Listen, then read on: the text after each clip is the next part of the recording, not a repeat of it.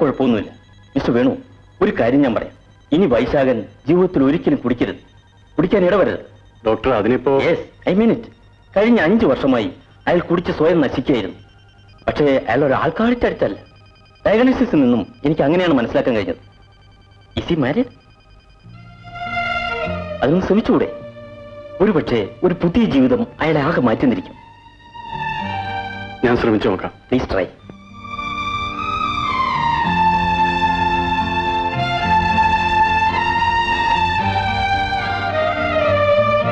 ആ, നീയായിരുന്നു.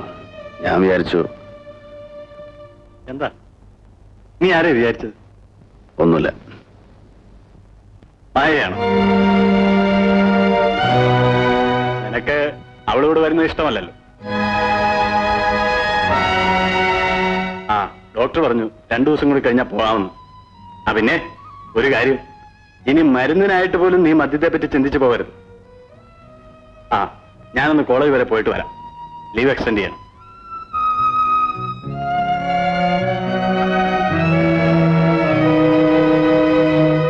സമയത്തിന് ഇൻവിറ്റേഷൻ കിട്ടിയെന്ന് വരില്ല, അതുകൊണ്ടാ ഫോൺ ചെയ്യുന്നത്.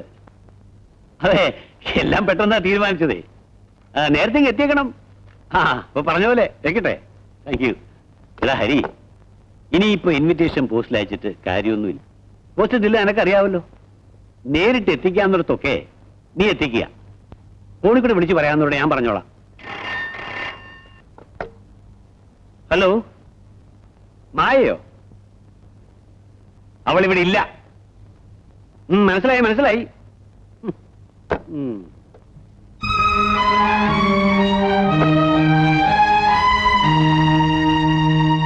ഹരി, അവളെ ആര് വിളിച്ചാലും കണക്ഷൻ കൊടുക്കണ്ട. അവൾ ഇവിടുന്ന് ആർക്കും ഫോൺ ചെയ്യാൻ വേണ്ട. Yes daddy.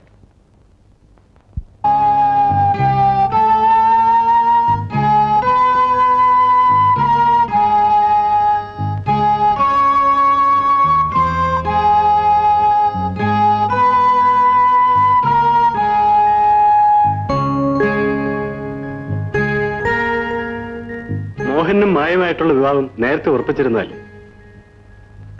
ഒരുപക്ഷെ മായയുടെ സമ്മതത്തോടു കൂടിയാണ് ഇപ്പോൾ. ഇല്ല, ഒരിക്കലും ഇല്ല. മായ സമ്മതിക്കില്ല. മായയുടെ മനസ്സ് എനിക്ക് നന്നായി അറിയാം. മോഹനുമായിട്ടുള്ള വിവാഹത്തിന് ഒരിക്കലും അവൾ സമ്മതിക്കില്ല. ലതികയ്ക്ക് മായ നേരിട്ടൊന്ന് കണ്ടുകൂടെ? സാർ എന്തായി പറയുന്നത്? ഫോണിൽ കൂടി സംസാരിക്കാൻ പോലും സമ്മതിക്കുന്നില്ല, പിന്നെയല്ലേ നേരിട്ട്?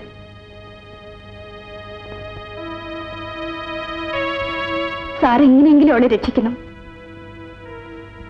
ഞാൻ ഒരാൾ മാത്രം വിചാരിച്ചാൽ എന്ത് ചെയ്യാൻ നോക്കും? എനിക്കറിഞ്ഞൂടാ. ഇനി സമയം അധികമില്ല. മായ എങ്ങനെയെങ്കിലും രക്ഷിക്കണം.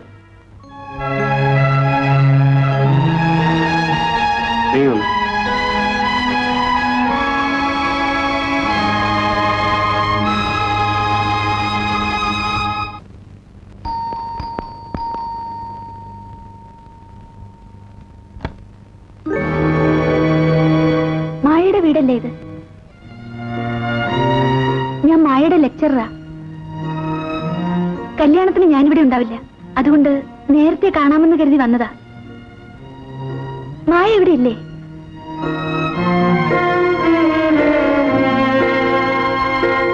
എവിടെ? മോളുണ്ട്.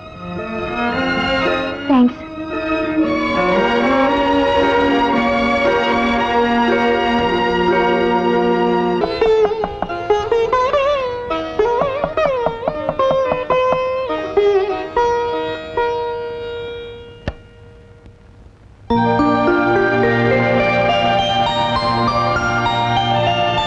ഇഷ്ടമില്ലെങ്കിൽ കൂടി ഒരു നുണ പറയേണ്ടി വന്നു. ഇതിലൊന്നുമില്ല. മായയെ കാണാൻ വേണ്ടി വേണൂട്ടം പറഞ്ഞു ഒരു ഐഡിയ. അതുകൊണ്ട് മായയുടെ ബ്രദറിന് സംശയമൊന്നും ഉണ്ടായില്ല.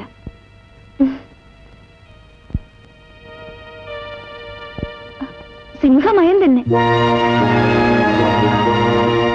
എന്നിട്ടെന്താ സിംഹത്തെ വേണ്ടെന്ന് വെച്ചത്?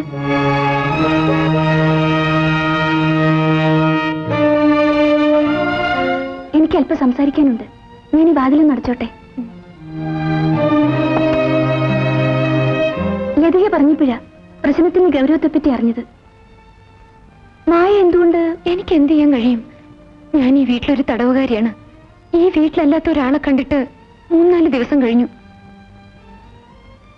ഞാൻ എല്ലാം വെട്ടിത്തുറന്ന് പറഞ്ഞാൽ ആ നിമിഷം ഡാഡി എന്നെ ഈ വീട്ടിൽ നിന്ന് ഇറക്കി വിടും.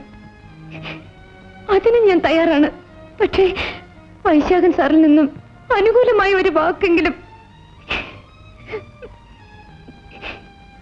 സ്നേഹപൂർവം എന്നെ ഒന്ന് നോക്കുക പോലും ചെയ്തിട്ടില്ല. സാറിനെ കുറിച്ച് മായയ്ക്ക് പ്രതീക്ഷയില്ല. ആ പ്രതീക്ഷയിലാണ് ഞാൻ ഇപ്പോഴും ജീവിക്കുന്നത്. ഏറ്റവും നല്ല മനസ്സുമായാണ് ഞാൻ സാറിനെ സ്നേഹിച്ചത്. ആ സ്നേഹത്തിന്റെ വിശ്വാസത്തിൽ, ആ വിശ്വാസം നൽകിയ പ്രത്യാശയിൽ ഞാൻ ഇപ്പോഴും കഴിയുന്നു. മായ ഈ വിവരം സാറിനോട് പറഞ്ഞിട്ടില്ല. എത്ര പ്രാവശ്യം ഞാൻ എന്റെ മനസ്സ് തുറന്നു കാണിച്ചു. എന്നിട്ടും എന്നെ മനസ്സിലാക്കിയില്ലെങ്കിൽ എനിക്ക് എന്ത് ചെയ്യാൻ കഴിയും? ആ രാവിലെ രാജരാജേശ്വരി കല്യാണ മണ്ഡപത്തിൽ മറക്കരുത്. തീർച്ചയായിട്ടും വരണം.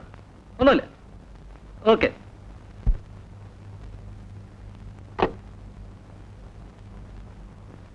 കുഞ്ഞ ചായ.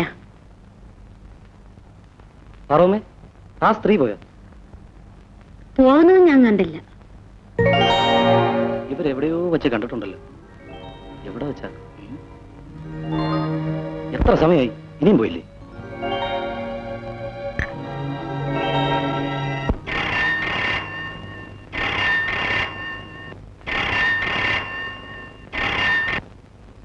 ഹലോ. ആ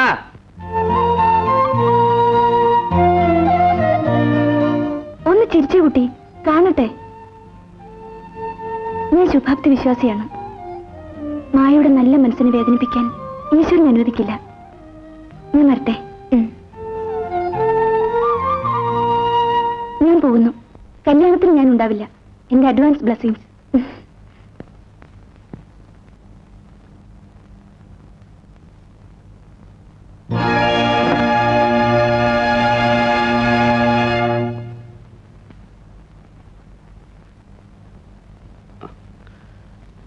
വേണു വന്നില്ലേ?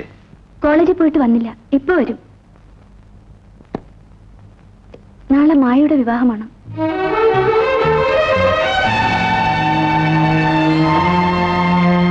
അവൾ ഇഷ്ടപ്പെടാത്ത ഒരു ചെറുപ്പക്കാരനുമായി. ഞാനിപ്പോ മായയെ കണ്ടിട്ടാണ് വരുന്നത്. സാറിന് തരാൻ വേണ്ടി എന്നൊരു കത്ത് ഏൽപ്പിച്ചിട്ടുണ്ട്. ക്ഷണക്കത്തല്ല. ഈ കത്ത് വായിച്ചു നോക്കാനുള്ള സന്മനസ്സെങ്കിലും സാർ കാണിക്കണം.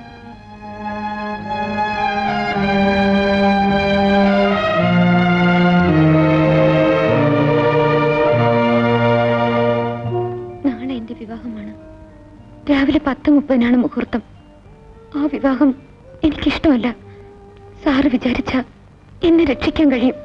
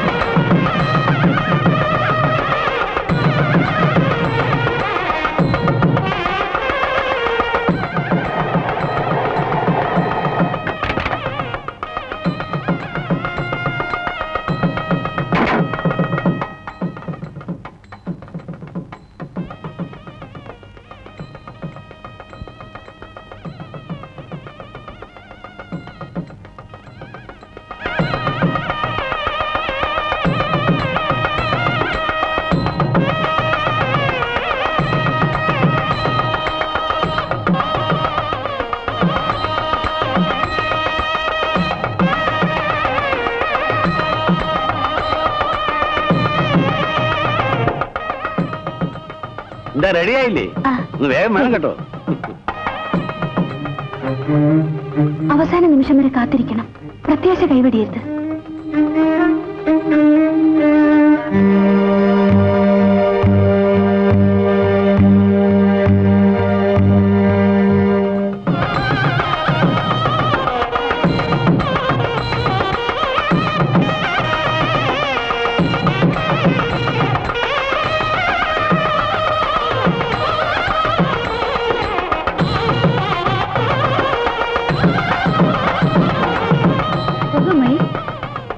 വരും, സമയായി.